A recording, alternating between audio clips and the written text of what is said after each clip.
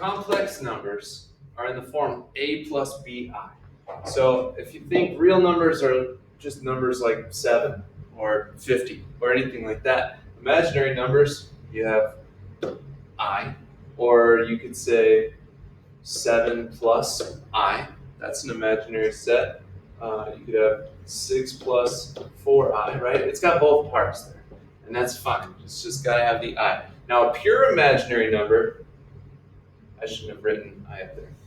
Pure imaginary number is where you don't have the a. So it would just be something like 4i or negative 5i or something like that. Pure imaginary numbers, no big deal. Let's get into it.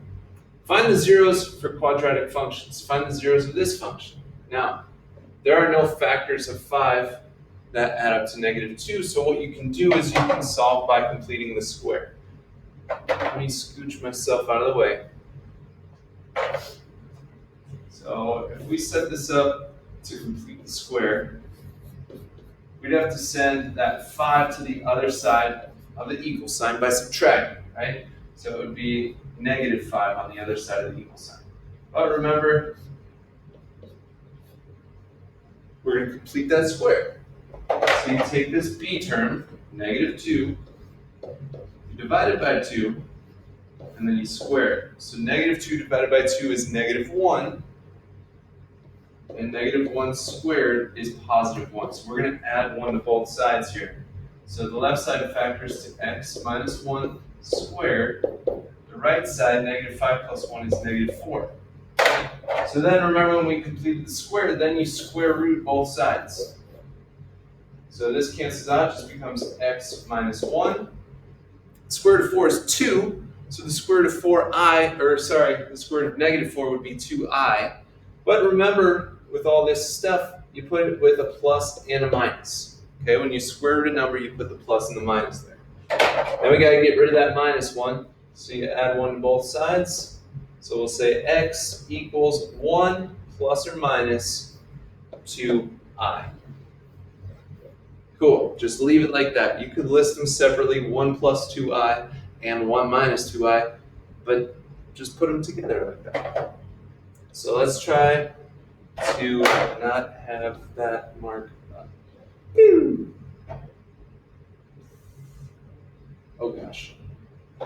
I hope I didn't just erase everything under it. Okay, we're good.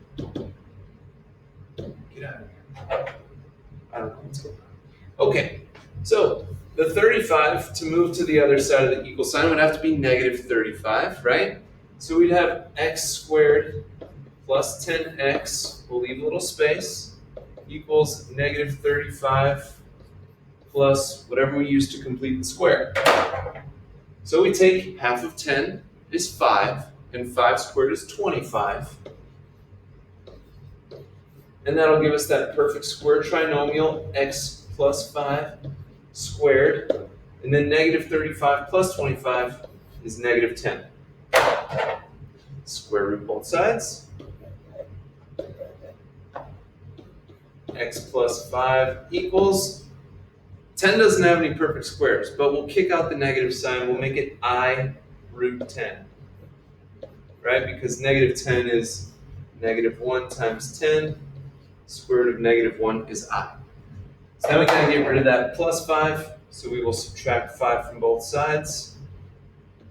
So x equals negative 5 plus I root 10. All the imaginary stuff goes at the back end.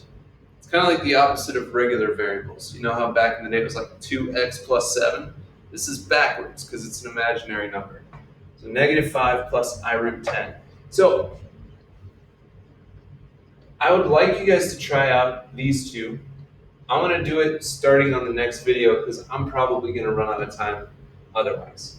But try these out and check them out. Make sure you're getting them right, okay?